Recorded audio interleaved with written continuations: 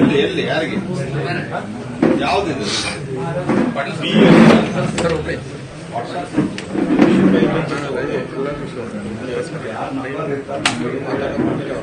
ಇಲ್ಲ ಇಲ್ಲ ಲೈವೇ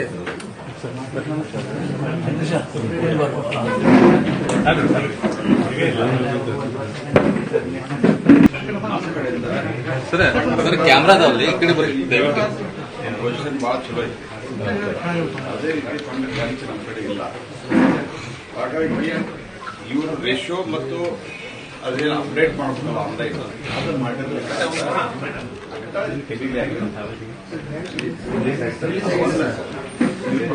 ಇವರು ಅದು ಸ್ಟೇಟ್ಮೆಂಟ್ ಕೊಡ್ತಾರೆ.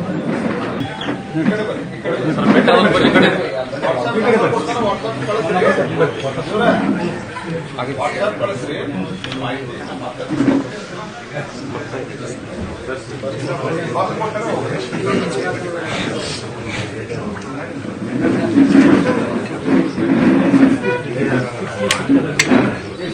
ಬಿಜೆಪಿ ಬಂದದ ನಿಮ್ಗೆ ಅನ್ಸದ. ಈಗ ರಾಜ್ಯದ ಅಧ್ಯಕ್ಷರ ತೀರ್ಮಾನವನ್ನು ನಾನು ಬಾರಿ ಬಾರಿ ಹೇಳಿದ್ದೇನೆ. ಎಲ್ಲ ರಾಜ್ಯಗಳಲ್ಲೂ ಈ ದೇಶದಲ್ಲಿ ಕೇವಲ ಭಾರತೀಯ ಜನತಾ ಪಾರ್ಟಿ ಮಾತ್ರ ಸಾಂಸ್ಥಿಕ ಚುನಾವಣೆಗಳನ್ನು ನಡೆಸಿ ಎಲ್ಲ ರಾಜ್ಯಗಳಲ್ಲಿ ಮತ್ತು ಅದನ್ನ ಲಾಸ್ಟ್ ಟೈಮ್ ಯಾರೋ ಹೇಳಿದ್ದು ಒಂದು ಚಾನೆಲ್ದವರು ಹೊಸ ರಾಜ್ಯಾಧ್ಯಕ್ಷರನ್ನು ಮಾಡ್ತಾರೆ ಅಂತ ಹೇಳಿ ಹಾಕಿದ್ರು. ನಾ ಹೇಳುದು ಎಲ್ಲ ರಾಜ್ಯಗಳಲ್ಲಿ ಈಗ ಹೊಸದಾಗಿ ನೇಮಕಗಳು ಆಗುತ್ತವೆ. ಎಲ್ಲ ರಾಜ್ಯಗಳಲ್ಲಿ ಈಗ 6 ತಿಂಗಳಿಂದ ಯಾರನ್ನಾದ್ರೂ ನಾಮಿನೇಟ್ ಮಾಡಿದ್ರು ಸಹಿತ they are all nominated because of the elections.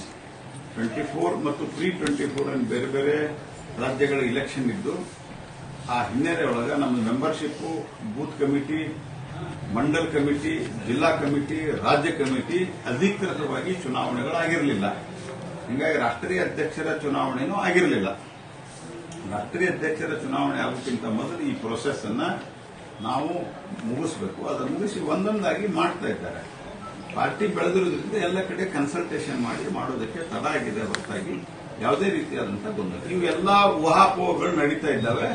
ಇದಕ್ಕೆ ಉತ್ತರ ಕೊಡಲಿಕ್ಕೆ ನಮ್ಮ ರಾಷ್ಟ್ರೀಯ ಅಧ್ಯಕ್ಷರಿದ್ದಾರೆ, ನಮ್ಮ ರಾಷ್ಟ್ರೀಯ ವಕ್ತಾರಿದ್ದಾರೆ. I am not competent person. Thank you. ಇತ್ತೀಚೆಗೆ ಏನು ಹಾರ್ಟ್ ಅಟ್ಯಾಕ್, ಹೃದಯ ಸ್ತಂಭನ ಆಗಿ ಜನ ಆಗಿರ್ತಾ ಇರುವಂಥದ್ದು ಅತ್ಯಂತ ಆತಂಕ ಸಂಗತಿ. ಆದರೆ ಇದನ್ನ ಕೋವಿಡ್ ಲಸಿಕೆಯಿಂದ ಆಯಿತು ಅಂತ ಹೇಳಿ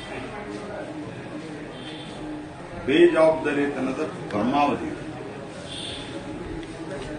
ಅಂದ್ರೆ ವಿದೇಶದಿಂದ ಲಸಿಕೆ ಬಂದ್ರೆ ಏನಾಗಲ್ಲ, ಅದನ್ನು ತಗೊಳ್ರೆ ಬಹಳ ಒಳ್ಳೆಯದು.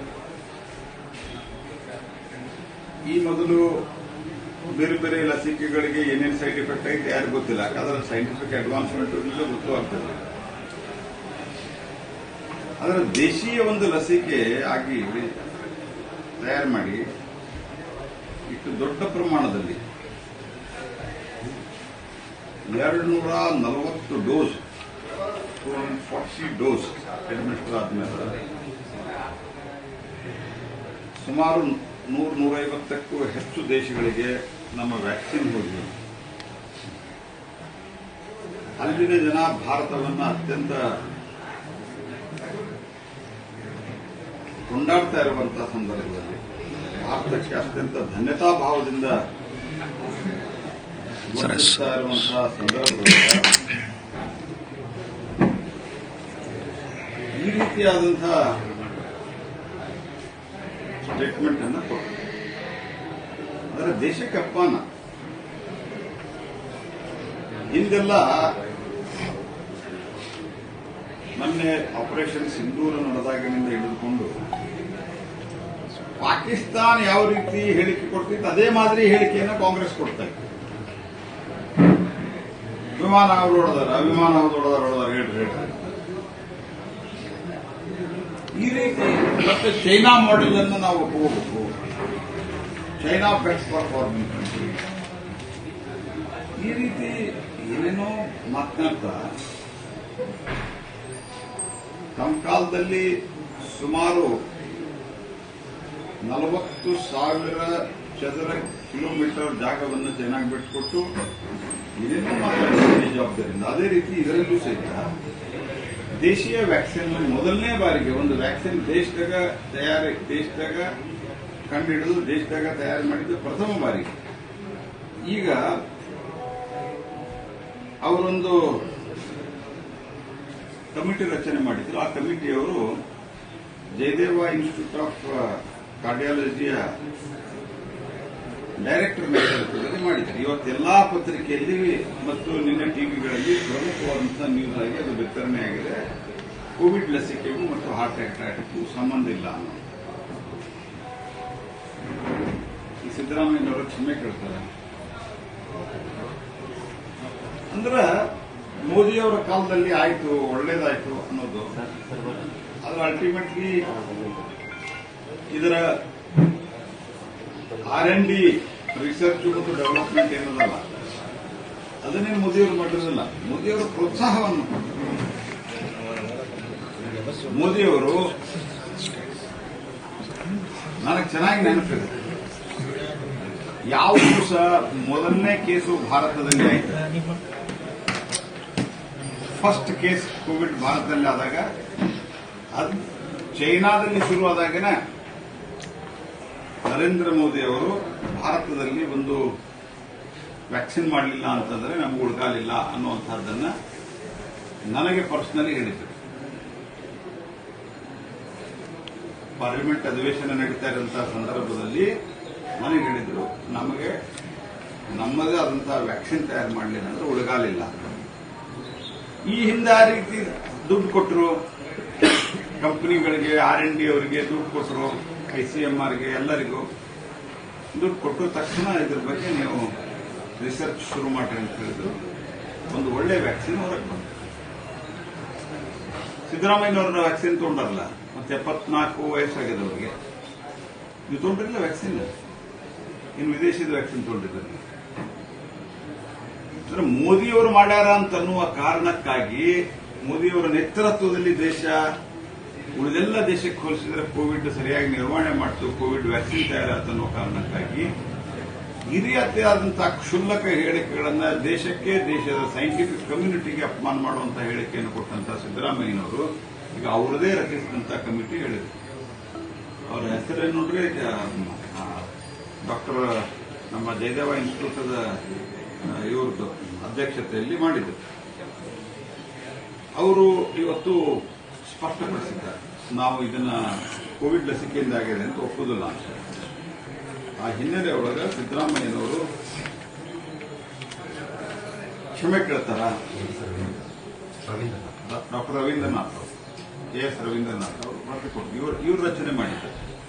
ರಾಜ್ಯ ಸರ್ಕಾರ ರಚನೆ ಮಾಡಿದ್ದಾರೆ. ನಮ್ಮವರು Indian council of medical research, AIIMS, all India institute of medical science Delhi ಅವರು, national centre for disease control institute ಅವರು, ಇವರೆಲ್ಲರೂ ಹೇಳಿದ್ದಾರೆ.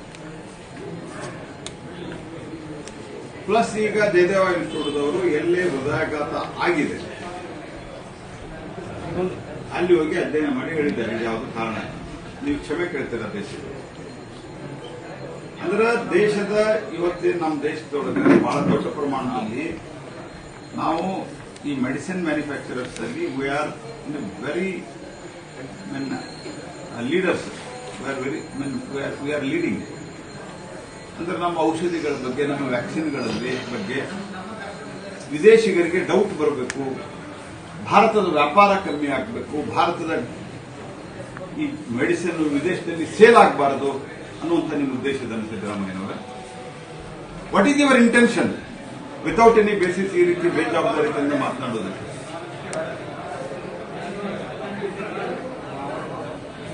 ಯಾವ ರೀತಿ ನಿಮ್ಮ ಈ ಟ್ವೀಟು ಬೇರೆ ಬೇರೆ ದೇಶದಲ್ಲಿ ಪ್ರಸಿದ್ಧಿಯಾಗಿದೆ, ಆ ಕಾರಣಕ್ಕಾಗಿ ನೀವು ಮತ್ತೊಂದು ಟ್ವೀಟ್ ಮಾಡಿ ದೇಶದ ಸರ್ಕಾರದ ಬೇಡ, ದೇಶದ ಜನರ ಬೇಡ, ದೇಶದ ಸೈಂಟಿಫಿಕ್ ಕಮ್ಯುನಿಟಿಯ ಕ್ಷಮೆ ಕೇಳಬೇಕು. ಹಾಗಾಗಿ ಈ ಬೇಜವಾಬ್ದಾರಿ ಹೇಳಿಕೆಯನ್ನು ನಾನು ತೀವ್ರವಾಗಿ ಖಂಡಿಸ್ತೇನೆ. ಬೇರೆ ಸೈಂಟಿಫಿಕ್ ರಿಸರ್ಚ್ ಬೇರೆ, ಮತ್ತೆ ಇವರು ಅಧಿಕೃತ ಕಮಿಟಿ ಅಲ್ಲ, ಮತ್ತೆ ಈ ರಿಪೋರ್ಟ್ ಒಪ್ಪೋದಲ್ಲ ಸರ್ಕಾರ, ಒಪ್ಪೋದಿಲ್ಲ ಅಂತ ಹೇಳಿ. There are some reports that one of the reasons could be for the non-organic vegetables where fertilizers are used could be one of the contributory factor ಅಂತ ಕೆಲವು ರಿಪೋರ್ಟ್ಸ್ ಇದಾವೆ. ನೋಡಿ, ಈಗ ಅದರದ್ದು ಕಾರಣ ಏನಿದೆ ಅಂತ ಅನ್ನೋದನ್ನ ಮತ್ತು ನಂಬರು ಈ ಹಿಂದೆ ಎಷ್ಟು ಪ್ರಮಾಣದಲ್ಲಿ ಹಾರ್ಟ್ ಅಟ್ಯಾಕ್ಗಳು ಆಗ್ತಾ ಇತ್ತು, ಈಗ ಎಷ್ಟಾಗಿದೆ, ಇದರದ್ದು ಸಮಗ್ರವಾದಂತಹ ಸ್ಟ್ಯಾಟಿಸ್ಟಿಕ್ಸ್ ತೆಗೆದುಕೊಂಡು ಜಾಸ್ತಿ ಆಗಿದ್ರೆ ಅದಕ್ಕೆ ಕಾರಣ ಏನು ಅಂತ ಕಂಡುಹಿಡಬೇಕು. ಆಯಾ ರಾಜ್ಯಗಳು ಮಾಡಬೇಕು. ಇಡೀ ದೇಶದಲ್ಲಿ ಆಗಿದ್ರೆ ಕೇಂದ್ರ ಸರ್ಕಾರವು ಇದರ ಬಗ್ಗೆ ICMR ಮತ್ತು ಬೇರೆ ಬೇರೆ NCDC ಅವರು ಇದನ್ನು ಮಾಡ್ತಾ ಇದ್ದಾರೆ. That is ongoing process. ಅದು ಹೆಚ್ಚಾಗಿದೆ ರಾಜ್ಯದಲ್ಲಿ, ಹೆಚ್ಚಾಗಿದೆ ರಾಜ್ಯದಲ್ಲಿ. ಕರ್ನಾಟಕ ಒಂದು ಅಡ್ವಾನ್ಸ್ಡ್ ರಾಜ್ಯ, ಒಂದು ಮುಂದುವರೆದಂತಹ ರಾಜ್ಯ ಇದೆ. ಚೆಕ್ ಮಾಡ್ರಿ ಏನಿದೆ ಅಂತ. ಏನಿಲ್ಲ ಹೇಳಿಕೆ ಕೊಟ್ಬಿಡುದ.